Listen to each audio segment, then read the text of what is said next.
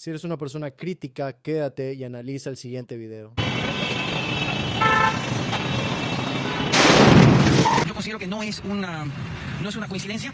Aquí la población indígena es poca. Esto es lo que les queda a los malos. Es la única manera que pueden hacer daño en la provincia del Guayas. Ahora, escúchenme bien, a estas personas que han perpetrado estas, los vamos a buscar debajo de las piedras. Y pueden estar ustedes seguros, señores delincuentes, como que Dios existe, y vamos a dar con ustedes y van a tener que pagarla. El 14 de octubre de 2025, un vehículo explotó en los exteriores del consorcio Novis en el norte de Guayaquil, cerca del Mall del Sol, dejando un muerto y por lo menos 25 heridos, según lo reportó el cuerpo de bomberos. La policía también reportó la presencia de un segundo vehículo coordinado en esta operación, aunque solo uno de ellos logró explotar. El suceso evocó a los hechos de violencia el 9 de enero de 2024, cuando grupos criminales ejecutaron secuestros, atentados y tomas de medios de comunicación como el de TC Televisión, un medio afín al gobierno. Las 13 personas que participaron en este delito fueron detenidas, 2 menores condenados por 8 años de cárcel y los otros 11 a 13 años por terrorismo. Los autores intelectuales fueron capturados en España, todo en medio de la coyuntura previa de la consulta popular del 21 de abril. Esto en su momento fortaleció el apoyo al presidente Daniel Noboa en la Asamblea y ante la ciudadanía. Y de nuevo el ambiente político se alinea para beneficiar al gobierno de Noboa. Las tensiones en la sierra por el alza de combustibles parece que cesaron, las movilizaciones indígenas se detuvieron y una campaña adelantada e ilegal por el CIL en la consulta marcan el mismo guión. Pero esta vez las preguntas son más decisivas. ¿Pero qué contienen estas preguntas para que sean tan importantes para la coyuntura actual del país? Primero, bases militares extranjeras y segundo, financiamiento estatal a partidos políticos, o sea, quitárselos. Y el tercero, la reducción de números de asambleístas. Y la cuarta, y la más importante, convocatoria a una asamblea constituyente. En un caso hipotético, si gana esta última, se elegirá una nueva asamblea de 100 miembros con paridad de género, que redactará una nueva constitución. Durante ese periodo, las funciones de la actual asamblea quedarán parcialmente suspendidas. Y bueno, al analizar estos hechos con distancia crítica, sin repetir el guión de la derecha más rancia del Ecuador, resulta un poco expuesta la estrategia de construir una narrativa en función al gobierno. La maquinaria Troll Center en X de Daniel Noboa, carente de conocimiento jurídico y sin haber leído la Constitución, se dedica a distorsionar el debate público, atacando la institucionalidad y denigrando la lucha legítima de nuestros hermanos indígenas. Cuando estalló la bomba cerca del consorcio Novis, el gobernador, en una entrevista transmitida por otra vez TC Televisión, insinuó que los responsables eran sectores indígenas opositores. El Troll Center del gobierno difundió esa versión como un coro automático, presentando el hecho como un atentado contra la familia de Noboa. Mientras tanto, el ministro del Interior, Reinberg, declaraba que no dialogaría con la oposición y el presidente intentó mostrarse como el hombre que no teme al pueblo. Todo encajaba en una narrativa destinada a deslegitimar la protesta popular. Sin embargo, las bombas en Guayaquil no son un hecho aislado. Ya hubo episodios de terrorismo en la bahía, a los que ahora se suma un hecho revelador. Un vehículo implicado pertenece a una empresa del presidente Daniel Noboa, a los cuales el gobierno de Noboa curiosamente no dio mayor importancia. Prácticamente argumentaron de que fueron a dejar a una empleada doméstica a Isla Trinitaria en un carro de $120,000. Con las recientes acusaciones del alcalde Aquiles Álvarez y el abogado Pedro Granja, resulta inevitable pensar que aquí hay gato encerrado y que estos sucesos podrían estar conectados. Antes de entrar en materia, cito a la periodista Naomi Klein, autora de La doctrina del shock, el auge del capitalismo del desastre. Klein define el shock como una estrategia política y económica que aprovecha crisis y desastres para imponer reformas neoliberales radicales, privatizaciones, desregulaciones y recortes públicos, inspirados en la academia de Milton Friedman y la escuela de Chicago, comparándolo con la terapia de choque psiquiátrico de los años 50 desarrollada por Ewen Cameron con apoyo de la CIA. El shock deja a la sociedad desorientada y vulnerable, permitiendo cambios impopulares sin resistencia, o sea, políticas económicas que antes el pueblo no aceptaría con dos dedos de frente, con el estado de shock sí lo harían. El gobierno ha tomado decisiones agresivas que afectan al pueblo, aumentando impuestos y eliminando subsidios, golpeando al sector productivo y a los transportistas. Estos últimos consolados por los bonos de Daniel Noboa, que funcionan como simples placebos económicos. Esta situación encendió la movilización indígena liderada por Marlon Vargas y Leonidas Issa. En respuesta, el gobierno desplegó su fuerza militar y policial de manera eficiente, utilizando recursos públicos para frenar a ciudadanos armados con palos y piedras, mientras que en sectores como Durán, Manta, Puerto Viejo y Guayaquil, la protección ciudadana prácticamente es inexistente. Este despliegue militar y represión al sector indígena costó la vida de 3 líderes indígenas. Efraín Fuérez, que falleció el 28 de septiembre de 2025 en Cotacachi, líder local que organizaba convoyes humanitarios durante las marchas iniciales. Rosa Elena Paqui, fallecida el 14 de octubre de 2025 en Saraguro, en Loja. Mujer quichua de 61 años, pilar comunitario y defensora de derechos indígenas, activa en protestas pacíficas contra el alza del diésel y la minería. José Alberto Guamán Izama, fallecido el 15 de octubre de 2025 en Otavalo, joven de 30 años, comunero y luchador de nueva generación. A esto sumémosles los 50 heridos que saturaron hospitales en Otavalo y Peguchi. Reporteros documentaron 55 periodistas atacados desde el inicio del paro. Y la narrativa instaurada en los hermanos indígenas era de que ellos eran terroristas. Esa narrativa se desmoronaba ante la brutalidad de las imágenes y videos. Entonces, la noche del 14 de octubre, un coche bomba explotó cerca del consorcio Noboa. Inmediatamente las noticias dejaron de mostrar Otavalo y el debate nacional cambió a represión estatal a atentado terrorista, permitiendo al gobierno recuperar la narrativa justo cuando más lo necesitaba. Ahora, para comprender este patrón, debemos examinar antecedentes antiguos. El 3 de junio de 2025, una bomba estalló en la bahía de Guayaquil, destruyendo 6 locales comerciales. La policía detuvo en menos de 24 horas, o sea, en flagrancia, a Iván B., con pruebas sólidas, un Nissan Sentra rastreado por cámaras de Segura EP y llaves del auto en su bolsillo. Sin embargo, la fiscalía emitió un dictamen abstentivo y lo dejó libre, pese a los videos y la documentación entregada por el municipio. Lo inquietante es que un Porsche Cayenne del grupo Noboa llegó a la vivienda del detenido justo después de su arresto, sugiriendo posibles obstrucciones de la justicia. El alcalde Aquiles Álvarez denunció públicamente la situación. O sea, ¿quién protegió al presunto autor de la bomba de la bahía?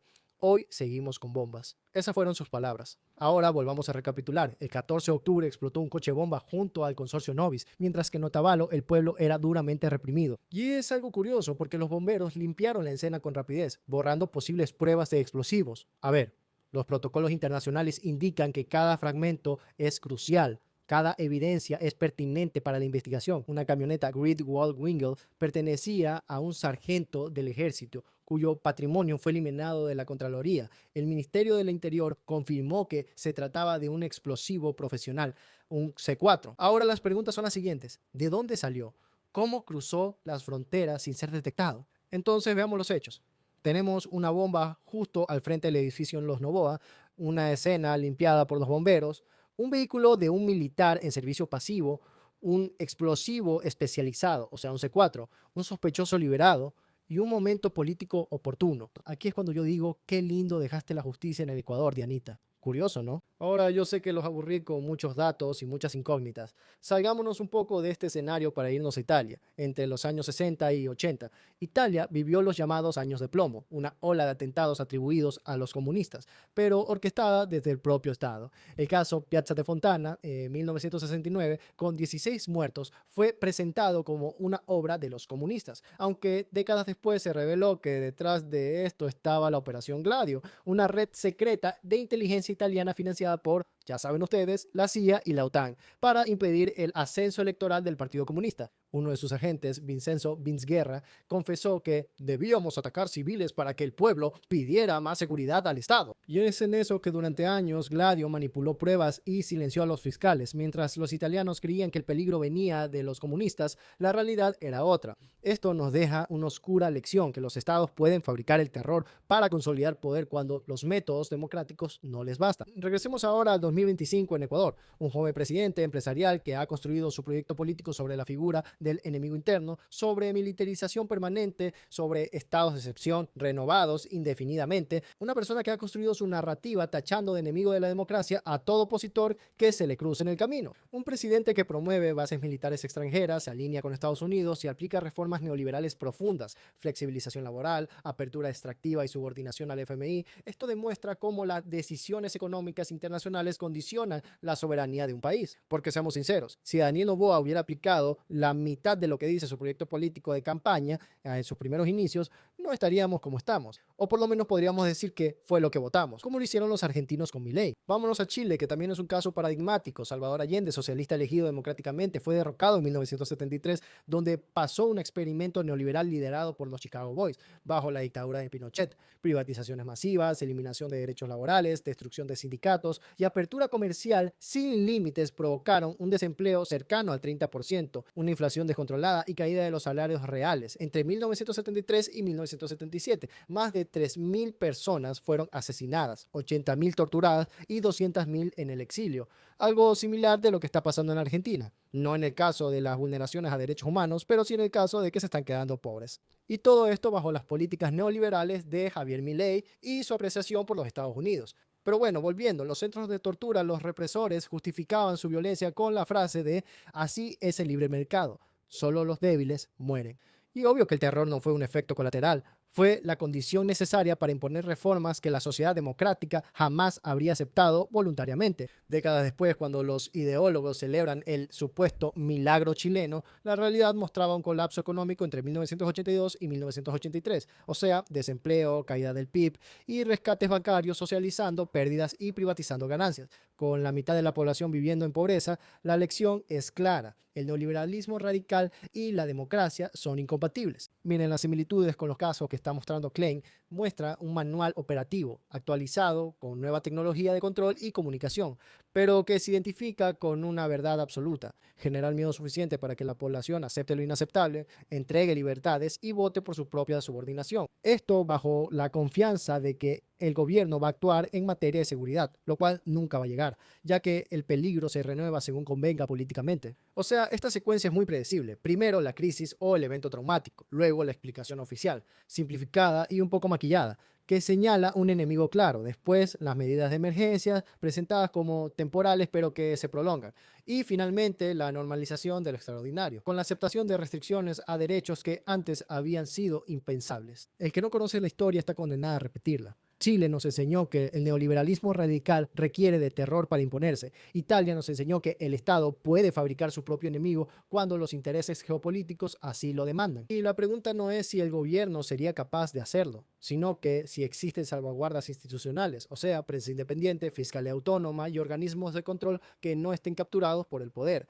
En el Ecuador la respuesta es muy desalentadora. Por ello, el análisis crítico y la conexión de patrones históricos no es conspiración, sino la defensa democrática cuando las instituciones están capturadas. Ojo, y con esto no quiero decir que el gobierno haya orquestado el atentado del 14 de octubre. Obviamente carezco de documentos desclasificados. Lo que existe son coincidencias improbables, un patrón conveniente para ciertos intereses, indicios de autoridades locales, explosivos y vehículo militar. Y con esto, chicos y chicas, quiero decir que la historia nos demuestra que estos patrones han sido usados para imponer proyectos autoritarios y neoliberales que ninguna sociedad habría aceptado voluntariamente con los dos dedos de frente. Enseña también que el terror puede ser herramienta para el Estado, sobre todo cuando hay asistencia de potencias extranjeras con intereses claros. Y bueno, chicos, esto es pura estrategia geopolítica. Miren, yo les voy a lanzar unas preguntas y ustedes me responderán en los comentarios. Una de ellas sería: ¿qué intereses tiene Estados Unidos en que se apruebe las bases militares extranjeras? Digo, más aún que quiere bombardear Colombia y Venezuela. Sabiendo que Ecuador es el país que mueve más droga, ¿por qué envía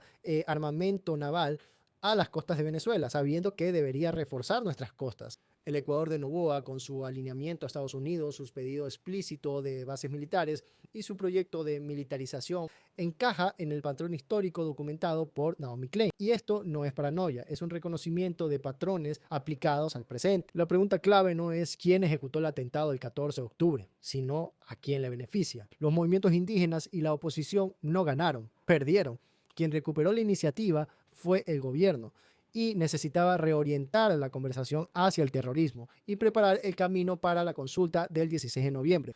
Y todo esto por medio del miedo. Nada genera más miedo que una bomba explotando en el momento y lugar exactos, con el timing perfecto, replicando patrones históricos donde gobiernos neoliberales con apoyo extranjero han usado el terror como herramienta política. La historia de Chile e Italia nos demuestra que estos manuales se repiten. Las víctimas son siempre las mismas y los beneficiarios también. Cuando los ecuatorianos salgamos a votar, vale la pena recordar que el miedo no surge en el vacío, explota en contextos políticos específicos, con consecuencias y beneficiarios concretos. El timing político nunca es accidental. Los manuales se reutilizan, las potencias extranjeras siguen presentes, el neoliberalismo sigue necesitando un shock y la doctrina documentada por Klein sigue vigente.